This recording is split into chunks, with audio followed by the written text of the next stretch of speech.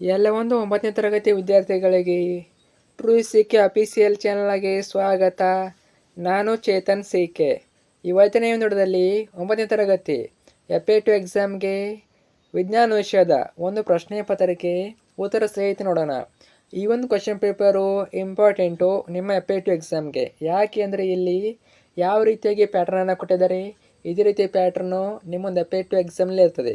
ಅಷ್ಟೇ ಮಾತ್ರವಲ್ಲ, ಇಲ್ಲಿರೋ ಪ್ರಶ್ನೆಗಳು ನಿಮ್ಮ ಎಕ್ಸಾಮ್ಗೆ ರಿಪೀಟ್ ಆಗ್ಬೋದು. ಯಾಕಂದರೆ ಇವೆಲ್ಲ ಕೂಡ ಇಂಪಾರ್ಟೆಂಟ್ ಕ್ವಶನ್ಗಳು.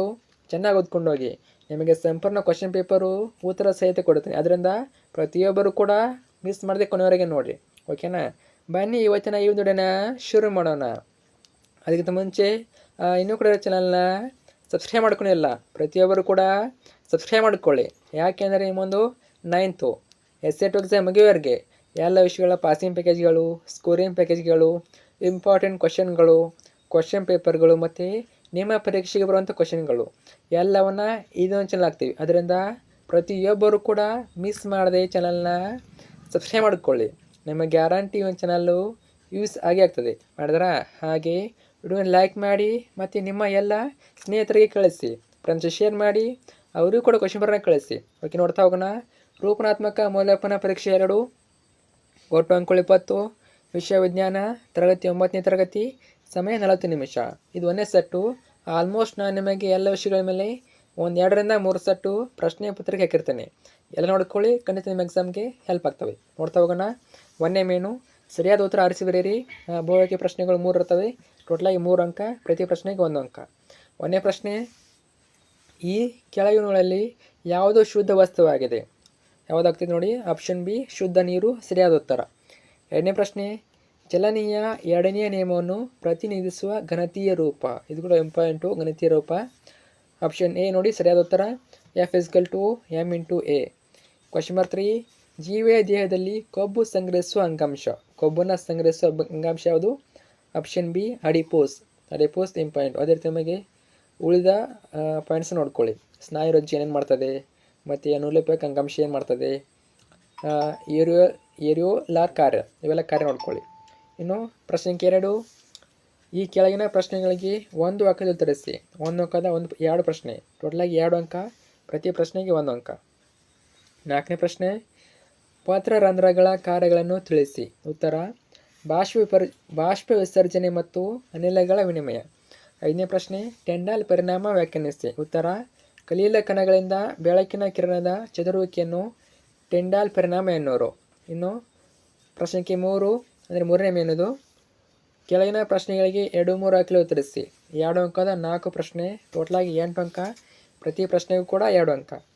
6ನೇ ಪ್ರಶ್ನೆ, ಸಂತುಲಿತ ಬಲ ಮತ್ತು ಅಸಂತುಲಿತ ಬಲಗಳ ನಡುವಿನ ಒಂದು ವ್ಯತ್ಯಾಸ ತಿಳಿಸಿ. ಒಂದು ವ್ಯತ್ಯಾಸ ಕೇಳಿದರೆ ಕೇಳ್ಬೋದು ಎಕ್ಸಾಮ್ನಲ್ಲಿ. ಸಂತುಲಿತ ಬಲ, ಎಲ್ಲ ದಿಕ್ಕುಗಳಿಂದ ವಸ್ತುವಿನ ಮೇಲೆ ವರ್ತಿಸುವ ಬಲಗಳು ಸಮಾನವಾಗಿದ್ದಾಗ ಅವು ಪರಸ್ಪರ ಪರಿಣಾಮವನ್ನು ರದ್ದುಗೊಳಿಸುತ್ತವೆ, ಅಥವಾ ಎರಡೂ ಬದಿಯಿಂದ ಸಮಬಲ ಹಾಕಿದಾಗ ವಸ್ತು ಚಲಿಸುವುದಿಲ್ಲ.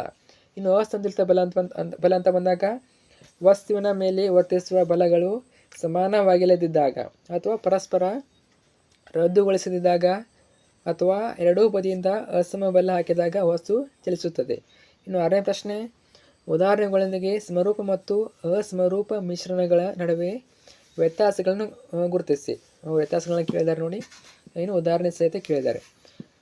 ಉತ್ತರ ನೋಡಿ, ಏಕರೂಪ ಸಂಯೋಜನೆಯನ್ನು ಹೊಂದಿರುವ ಮಿಶ್ರಣವನ್ನು ಸಮರೂಪ ಮಿಶ್ರಣಗಳು ಎನ್ನುವರು. ಉದಾಹರಣೆಗೆ ನೀರಿನಲ್ಲಿ ಸಕ್ಕರೆ, ನೀರಿನಲ್ಲಿ ಉಪ್ಪು, ಕಾರ್ಬನ್ ಡೈಆಕ್ಸೈಡ್ನಲ್ಲಿ ಗಂಧಕ, ಆಲ್ಕೋಹಾಲ್ನಲ್ಲಿ ನೀರು ಇತ್ಯಾದಿ.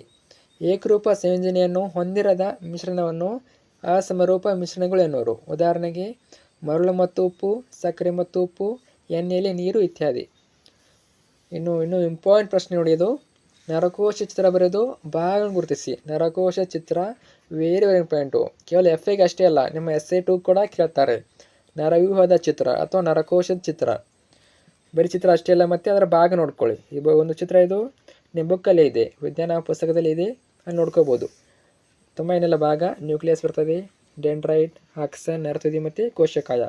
ಇಷ್ಟು ಭಾಗ ನೋಡ್ಕೊಳ್ಳಿ ಮತ್ತು ಚಿತ್ರ ನೋಡ್ಕೊಳ್ಳಿ. ಇದೊಂದು ಟಫ್ ಇಲ್ಲ, ನೀವು ಚೆನ್ನಾಗಿ ಓದ್ಕೊಂಡು ಹೋದರೆ ಪ್ರಾಕ್ಟೀಸ್ ಮಾಡಿದ್ರೆ ಬರ್ತದೆ. ಪ್ರಾಕ್ಟೀಸ್ ಮಾಡಿ.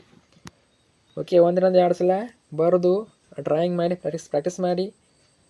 ಮತ್ತು ಭಾಗ ನೆನಪಿಟ್ಕೊಳ್ಳಿ. ಬರೀ ಚಿತ್ರ ಅಷ್ಟೇ ಅಲ್ಲ, ಭಾಗ ನೆನಪಿರಬೇಕು. ಎಕ್ಸಾಮ್ನಲ್ಲಿ ನಿಮಗೆ ಆ ಒಂದು ಚಿತ್ರ ಜೊತೆಗೆ ಭಾಗ ಕೇಳ್ತಾರೆ, ನೆನಪಿರಲಿ. ಇನ್ನು 9ನೇ ಪ್ರಶ್ನೆ, ಒಂದೇ ವೇಗದಲ್ಲಿ ಚಲಿಸುವ ಕ್ರಿಕೆಟ್ ಚೆಂಡಿಗೆ ಹೋಲಿಸಿದರೆ ಟೆನ್ನಿಸ್ ಚೆಂಡನ್ನು ನಿಲ್ಲಿಸುವುದು ಸುಲಭ ಏಕೆ? ಟೆನ್ನಿಸ್ ಚೆಂಡು ಕ್ರಿಕೆಟ್ ಚೆಂಡಿಗಿಂತ ಹಗುರವಾಗಿರುತ್ತದೆ, ಅಂದರೆ ಕಡಿಮೆ ದ್ರವ್ಯರಾಶಿ ಹೊಂದಿರುತ್ತದೆ. ಅದೇ ವೇಗದಲ್ಲಿ ಚಲಿಸುವ ಟೆನ್ನಿಸ್ ಚೆಂಡು ಕ್ರಿಕೆಟ್ ಚೆಂಡಿಗಿಂತ ಕಡಿಮೆ ಸಂವೇಗವನ್ನು ಹೊಂದಿರುತ್ತದೆ. ದ್ರವ್ಯರಾಶಿ ಇಂಟು ವೇಗ. ಕಡಿಮೆ ಸಂವೇಗ ಹೊಂದಿರುವ ಟೆನ್ನಿಸ್ ಚೆಂಡನ್ನು ನಿಲ್ಲಿಸುವುದು ಸುಲಭ. ಅರ್ಥ ಆಯ್ತಾ? ಏನಂತದೆ ಅದು? ಕಡಿಮೆ ದ್ರವ್ಯರಾಶಿ. ಸಿಂಪಲಾಗಿ ಹೇಳ್ಬೇಕಂದ್ರೆ ಅದು ಕಡಿಮೆ ದ್ರವ್ಯರಾಶಿ ಮತ್ತು ದ್ರವ್ಯ ಇಂಟು ವೇಗ. ಇದರ ಮುಖಾಂತರ ಅದು ತುಂಬ ನಿಧಾನವಾಗಿ ಚಲಿಸುತ್ತದೆ. ನೆಕ್ಸ್ಟು,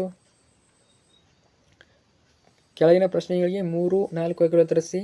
3 ಅಂಕದ ಒಂದು ಪ್ರಶ್ನೆ, ಟೋಟಲಾಗಿ 3 ಅಂಕ. ಒಂದೇ ಪ್ರಶ್ನೆನ ಕೇಳಿದರೆ ಇಂಪಾರ್ಟೆಂಟ್, ಇದು ಹೇಳೋಕ್ಕಾಗಲ್ಲ ಕೇಳ್ತಾರಲ್ಲ ಅಂತ.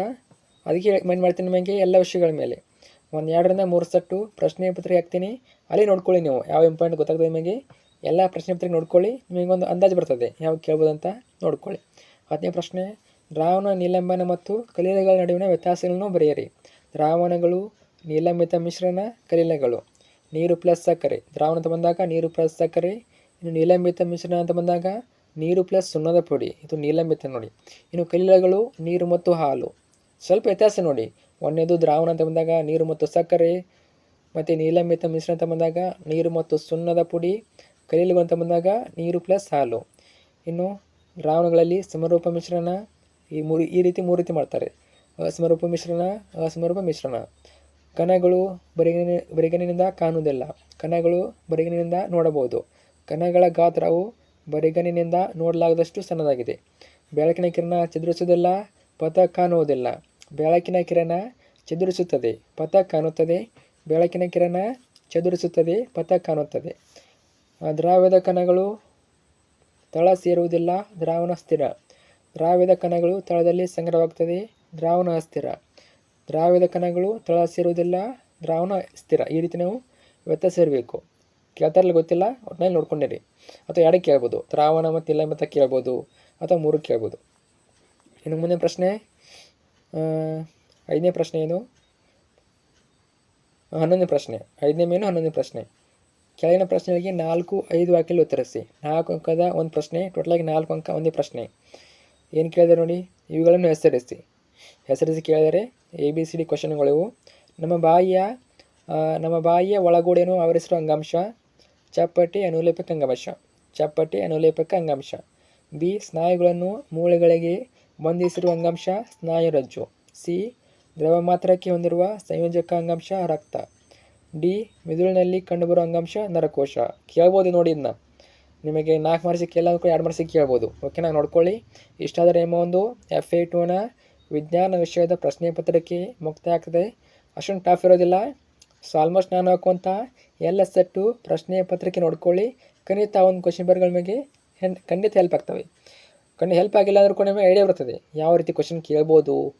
ಒಟ್ಟಿನಲ್ಲಿ ಹೆಲ್ಪ್ ಆಗೇ ಆಗ್ತದೆ. ಓಕೆನಾ, ಮಿಸ್ ಮಾಡಿ ನೋಡ್ಕೊಳ್ಳಿ. ಮತ್ತು ಮಿಸ್ ಮಾಡಿ ಚಾನಲ್ನ ಸಬ್ಸ್ಕ್ರೈಬ್ ಮಾಡ್ಕೊಳ್ಳಿ. ಮತ್ತು ಏನೇ ಡೌಟ್ಲಿ ಕಮೆಂಟ್ ಹಾಕಿ, ಫ್ರೆಂಡ್ಸ್ ಶೇರ್ ಮಾಡಿ. Thanks for watching.